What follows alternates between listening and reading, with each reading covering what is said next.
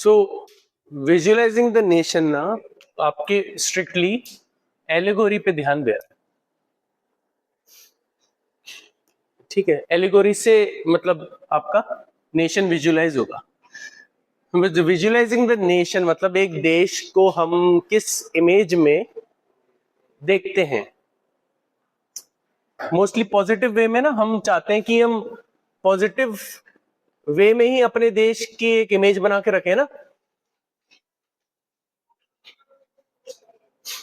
अगर हम सिर्फ एज एग्जाम्पल तौर पे ले, अगर हम इंडिया को विजुअलाइज करें, अभी आप लोगों को तो लगभग आइडिया है, आपको मैं बोलता हूं, आंखें बंद कीजिए अपनी, सिंसियरली अभी आंखें बंद कीजिए, इंडिया के बारे में विजुअलाइज करके देखिए। इंडिया के बारे में विजुअलाइज करके देखिए, इमेजिन कीजिए इंडिया के बारे में, बताओ क्या क्या दिख रहा है। अभी आंखें खोलना नहीं, बस बताना है। अरे उसकी नहीं खुली ना, तुम लोगों को टास्क नहीं, उसका टास्क है। बताओ बेटा, कुछ भी नहीं आया दिमाग में। मतलब हम देखो, नेशन क्या है हमारा, इंडिया है ना। अब मैंने बोला इंडिया के बारे में आंखें बंद करके थोड़ा विजुअलाइज कीजिए। क्या ऐसा तो हो नहीं सकता कि बिल्कुल ही पिच ब्लैक अंधेरा हो, नहीं ना, कुछ तो आ रहा होगा। क्या आ रहा है? केरला? अच्छा, भारत से इनको केरला आ रहा है। ओके, अगर देखो, अगर मैं अपनी बात बताऊं तो मुझे विजुअलाइजिंग पे भारत का नक्शा दिखता है, मुझे तिरंगे का झंडा दिखता है। ये ऐसे देश के बारे में तो रह नहीं पा रहे। नहीं, ये क्योंकि देखो, ये सब चीजें ना, ये इमेज क्रिएशन में है ना, ये विजुअलाइजिंग, ये इमेज आपकी ऐसे सेट की जा रही है। आपको गरीबी दिखती है, कोई बात नहीं है, हाँ बिल्कुल है गरीबी। हमने कब मना किया? वो क्योंकि हमारे भारत का वो साइड भी है, गरीबी वाला साइड भी है हमारे भारत का, उसमें कोई दो राय नहीं है। पर अगर हम देखें तो हमें मुझे सैफ्रॉन व्हाइट एंड ग्रीन दिखता है। ओके, तो ये कुछ ये जो मेरी, अब मैं, आप बड़ा हो गया, आपके एज से बहुत गैप है मेरा, मेरी अपब्रिंगिंग में मैंने क्या क्या देखा है देश के बारे में, और मेरी परवरिश, मेरी शिक्षा किस हिसाब से, ये तो उस हिसाब से मेरी एक इमेज क्रिएट हुई है। अगर मैं इमेजिनेशन में अब अमेरिका के बारे में कुछ सोचता हूँ, मेरे को बड़ा सा ईगल दिखता है, अमेरिका का सिंबल है ईगल, ईगल से सिग्निफाई किया जाता है, उसका बड़ा झंडा लहराता हुआ दिखता है मुझे। चांद के बारे में मेरे को याद आता है कि चांद पे भी झंडा गाड़ा है अमेरिका ने। ऐसी कुछ एक विजुअलाइजेशन होता है एक पर्टिकुलर कंट्री का। हम यहाँ पे मेनली हम पॉजिटिव उसकी बात कर रहे हैं, पॉजिटिव एस्पेक्ट की बात कर रहे हैं। तो उसमें उसी विजुअलाइजेशन में एलिगोरी क्या काम की है? एलिगोरी क्या काम? Allegory is again representation of a nation, visualising a representation. क्या बेटा के बारे में अभी तुम्हारी, क्योंकि अपब्रिंगिंग, अभी तुम्हारा इमेज ऐसा सेट हुआ है ना अमेरिका का, अगर डोनाल्ड ट्रंप याद आ रहा था, शायद डोनाल्ड ट्रंप के बाल याद आ रहे हैं, ऐसे ऐसे उड़ते हैं, वॉर याद आती है, right? There are many things ना। So like I was saying, क्या हमारा एलिगोरी क्या है? एक देश को दिखाने का तरीका, एक देश को दिखाने का तरीका एक एलिगोरी कहा जाता है, ठीक है। अब हमारे चैप्टर में इस देश को दिखाने का तरीका क्या है? Female figures, female figures, female figure के थ्रू देश को दिखाना है, जिससे देश के लिए प्यार बढ़े, पेट्रियोटिज्म बढ़े। सब ऐसे इटालिया, इटालिया, जर्मेनिया, भारत माता। अभी हम बात करेंगे मेरियाना, फीमेल फिगर्स, अभी अभी और अभी बात करेंगे उस पर डिटेल पे। पर क्या है, विजुअलाइजिंग द नेशन में मैंने आपको बताया कि एक पॉजिटिव इमेज क्रिएट करना एक देश की। एलिगोरी का जिक्र किया गया है, एलिगोरी का जिक्र किया गया है कि इससे हम विजुअलाइजेशन कर सकते हैं। एलिगोरी क्या है? एक देश का रिप्रेजेंटेशन है। देश को हम कैसे दिखाना चाहते हैं, किसके थ्रू दिखा रहे हैं? फीमेल फिगर के थ्रू दिखा रहे हैं। ऐसा नहीं है एलिगोरी में अगर हम देश को दिखाना चाहते हैं तो एक सोल्जर के थ्रू नहीं दिखा सकते, दिखा सकते हैं ना, एक इमेजिनरी सोल्जर के थ्रू दिखा सकते हैं। सोल्जर का नाम है दारा सिंह। जब वो मैदान में, जंग के मैदान में कूद जाता है तब वो 1 लाख सोल्जर को मार देता है सिर्फ अपने इस 2 हाथों से।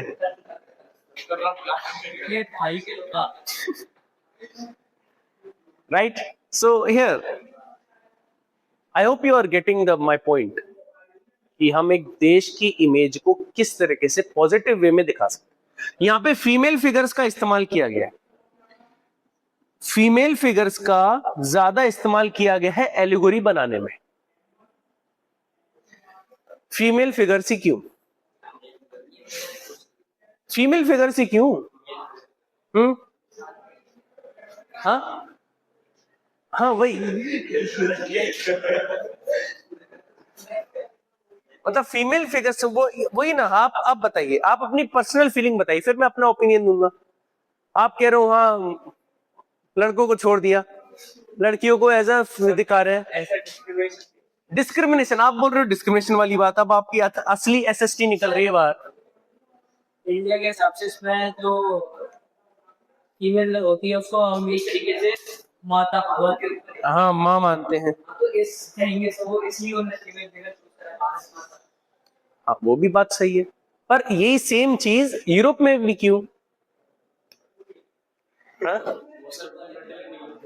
मेंटेलिटी, मेंटेलिटी की बात कर रहे हो वही, पर मेंटेलिटी आपके आंसर को जस्टिफाई नहीं करता ना, आपके आंसर को जस्टिफाई नहीं करता ना मेंटेलिटी।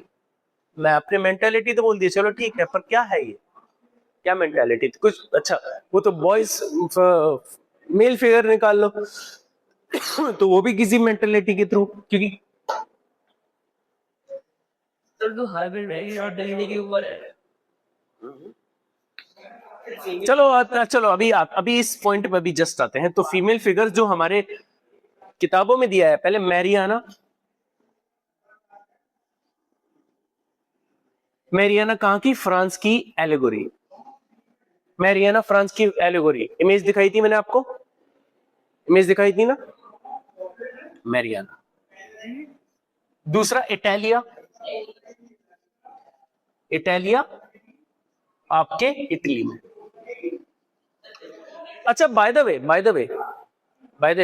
आपके जो विजुअलाइजिंग द नेशन टॉपिक है उसमें मैरियाना का जिक्र स्टार्टिंग में किया, फिर डिटेल में जर्मेनिया के बारे में बताया, फिर डिटेल में जर्मनी के, इटाली के बारे में ऐसा कुछ जिक्र नहीं किया। बस इटालिया में इसलिए बता रहा हूं क्योंकि यूनिफिकेशन ऑफ इटली में, मेकिंग ऑफ इटली में इटालिया लातालिया बन जाती है, इसलिए मैं बता रहा हूं इटालिया क्या चीज है, इसलिए मैं ये भी है।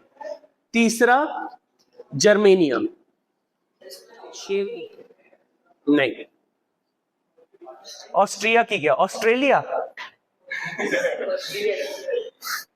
Germania is Germany, Australia right, Australia हाँ यस यस। कितनी बड़ी आयरनी है ना, हम मतलब पढ़ाई के भी जोक्स बना रहे हैं। So, like I was saying, why these countries are choosing female figure as allegory? इंसानों के नाम नहीं, ये हाँ ये फिगरेटिव है, ये इमेजिनेशन है, ये फिगरेटिव है, दीज आर नॉट रियल। ये जितनी भी, जैसे भारत माता हमारी, अब चौथी एलिगरी की बात करें, हम भारत माता की बात करें, हमारे दूसरे चैप्टर में भारत माता है, भारत माता इंडिया, क्या वाले पाकिस्तानिया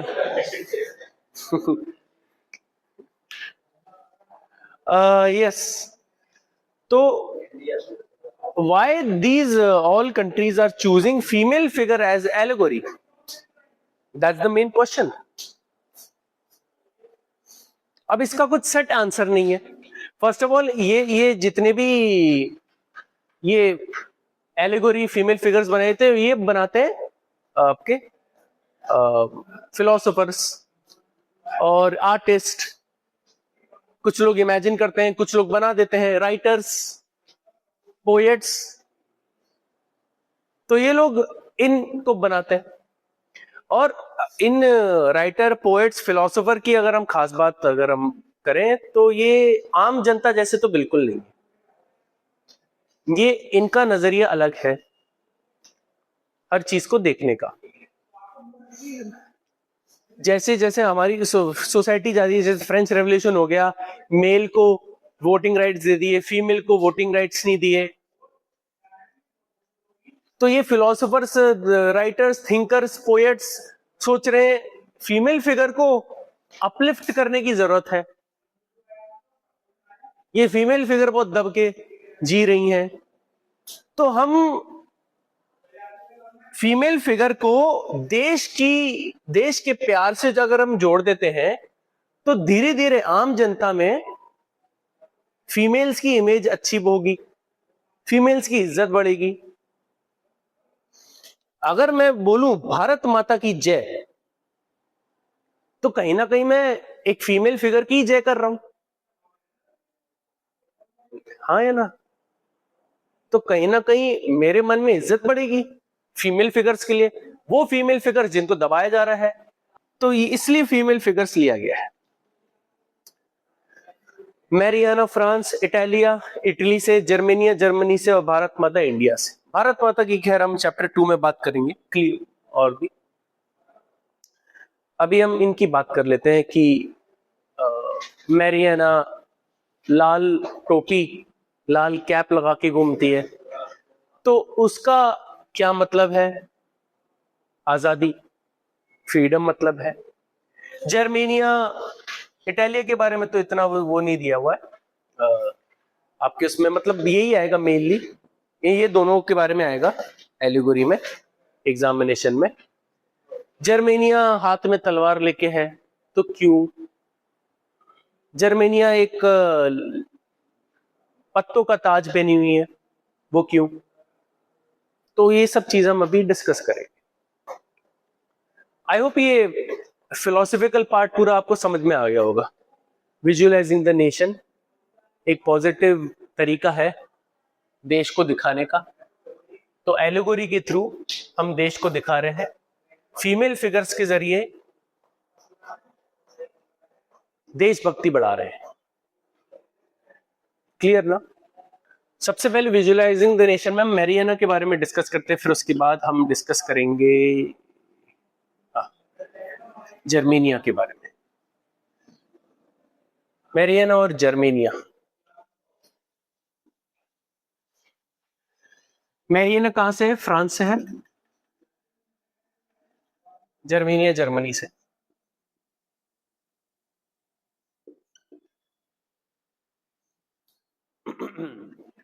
मैरियाना किसको रिप्रेजेंट कर रही है? लिबर्टी और जस्टिस को. Liberty and justice. अच्छा, उसी नोट में अगर जस्टिस, चलो लिबर्टी और जस्टिस, स्टैच्यू ऑफ लिबर्टी, मतलब मैरियाना को स्टैच्यू ऑफ लिबर्टी वाले चीज भी दी है. स्टैच्यू ऑफ लिबर्टी भी फ्रांस की है ना? अमेरिका को गिफ्ट दी थी. हाँ, फ्रांस ने अमेरिका को स्टैच्यू ऑफ लिबर्टी गिफ्ट की थी, बिल्कुल, क्योंकि उनने ही हेल्प की थी उनकी लड़ाई में. मतलब फीचर्स, मतलब यहाँ पे स्टार्टिंग में, चलो स्टैच्यू ऑफ लिबर्टी के बारे में स्टार्टिंग में बताया आपके चैप्टर में.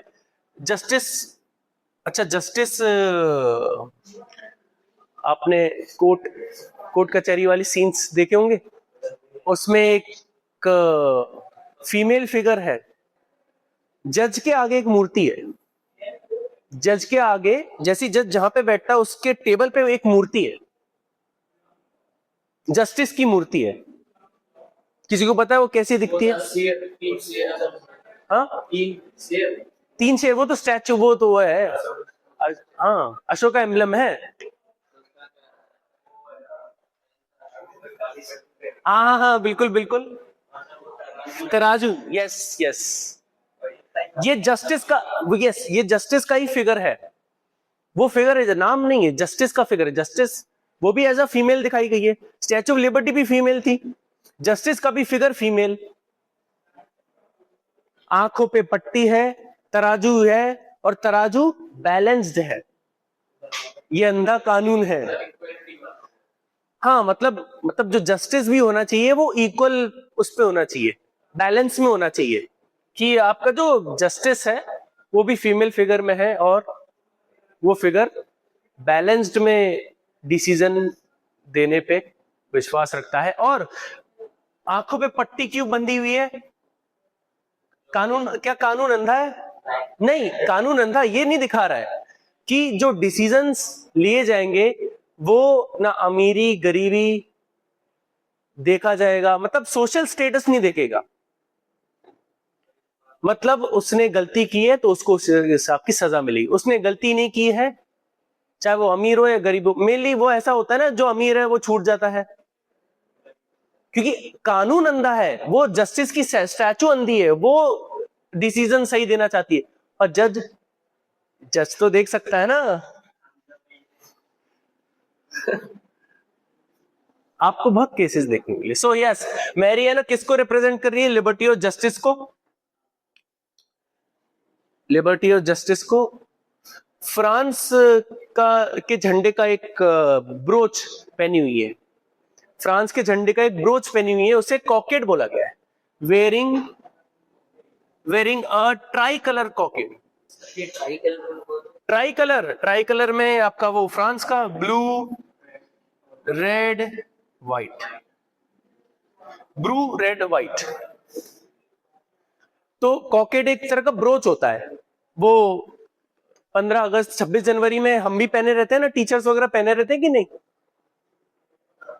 टीचर्स या फिर वो जो भी प्रेस्टिजियस यहाँ पहने रहते हैं ना, एक ब्रोच पहने रहते हैं ना ट्राई कलर का गोल, तो दैट इज कॉकेड, दैट इज कॉकेड। हाँ, तो ये कॉकेड होता है, उसे कॉकेड बोलते हैं। ओके, है ना। एक लाल cape, red cape, red cape, red cape, लाल कलर का, लाल इनने क्या बोला है, फ्रांस वालों ने क्या बोला है, लाल क्या है? एक फ्रीडम है, रेड इज फ्रीडम, लाल टोपी पहनना, लाल केप पहनना, ये फ्रीडम है। और केप, केप कौन पहनता है? ये क्या होता है?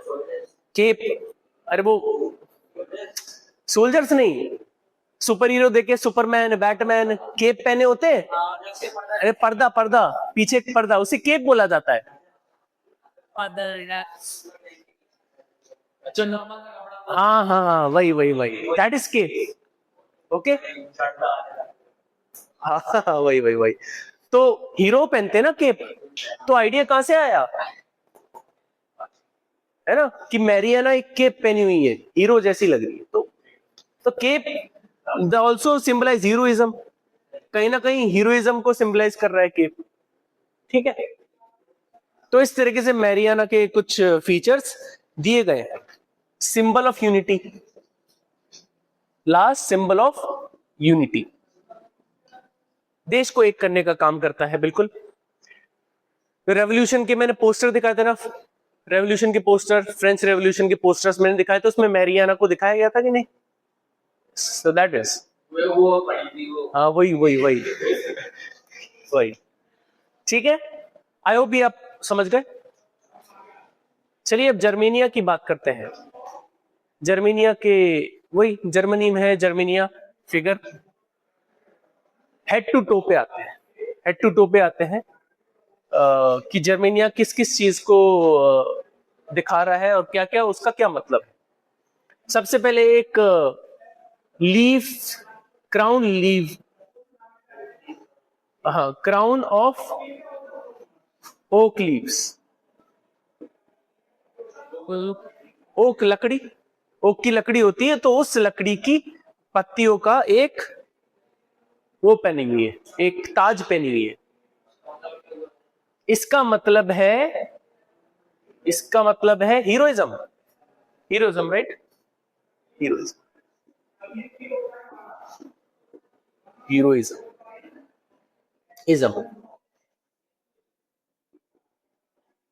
हीरोइज्म। जर्मेनिया जो ताज पहनी हुई, क्राउन ऑफ लीव्स पहनी हुई है, जो ताज पहनी हुई है, पत्तों का जो ताज पहनी हुई है, उसका मतलब है heroism.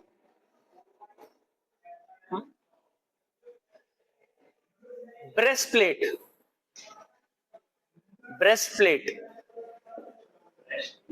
Breastplate, yes, that is strength.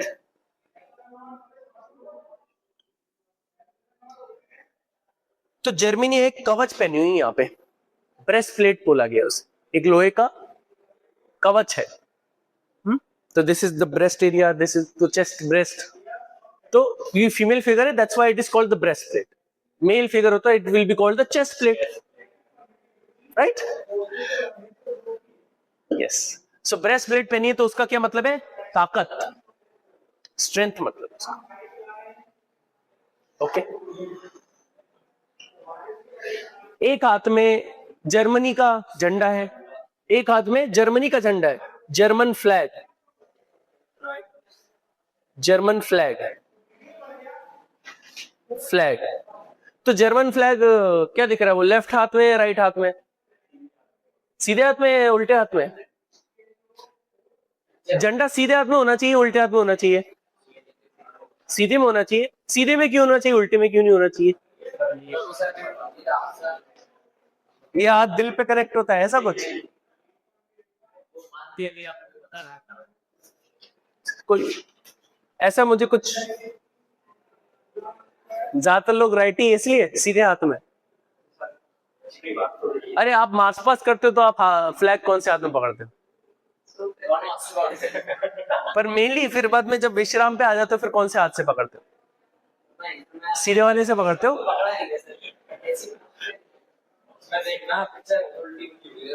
So doesn't matter, it's, इसमें लेफ्ट में पकड़ा है, आपका लेफ्ट या तुम्हारा left?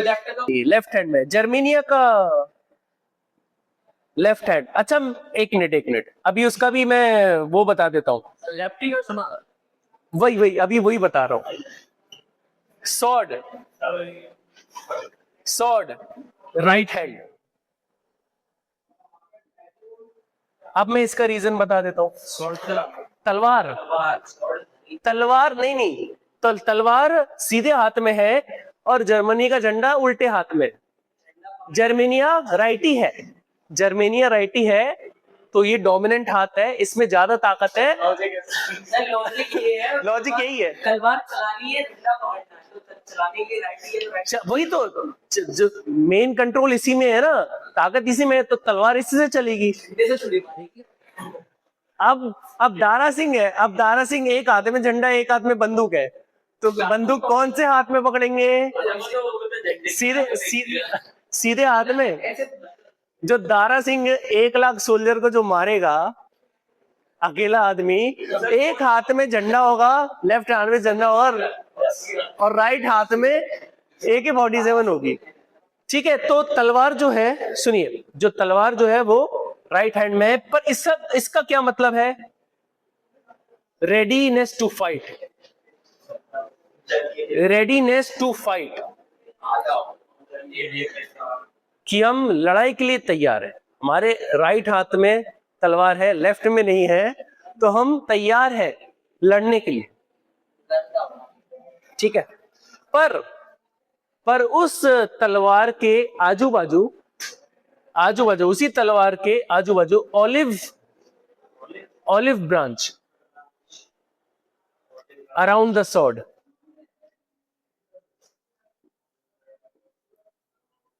Olive branch around the sword.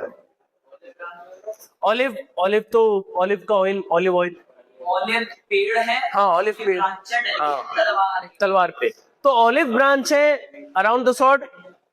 तो स्वॉर्ड का क्या मतलब था? ये हम लड़ने के लिए तैयार है, पर किसके लिए? पीस। पीस। ये कोई चिकन लेग पीस नहीं, ये शांति वाला पीस। PIC ठीक है, पीस, शांति के लिए।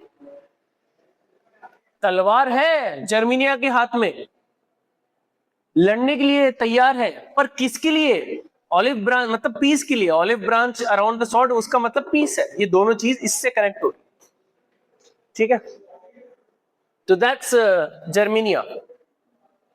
अब और भी इस पे आते हैं, और भी जो एडिशनल चीजें आपकी दी हुई है, जैसे कि ब्रोकन चेन, जंजीरों को तोड़ दिया है। जंजीरों को क्यों तोड़ा है? बीइंग फ्रीडम, आजाद हो गए। फ्रीडम हैज बिगन, आजादी शुरू हो गई जैसे ही मैंने वो बेड़ियां तोड़ दी, ठीक है। रे of the rising sun, ray of the rising sun, a new beginning, एक नई शुरुआत। सर न्यू है, बिगिनिंग ऑफ न्यू। हाँ, a new beginning, new era, a new era of beginning, beginning of वो एक ही बात है, एक ही बात है। A new era of beginning of a new era, that's a same sentence. एक नई शुरुआत, एक नया कल, अंधेरे के बाद का उजाला, एक नया सूरज, एक नई शुरुआत, एक नई उम्मीद।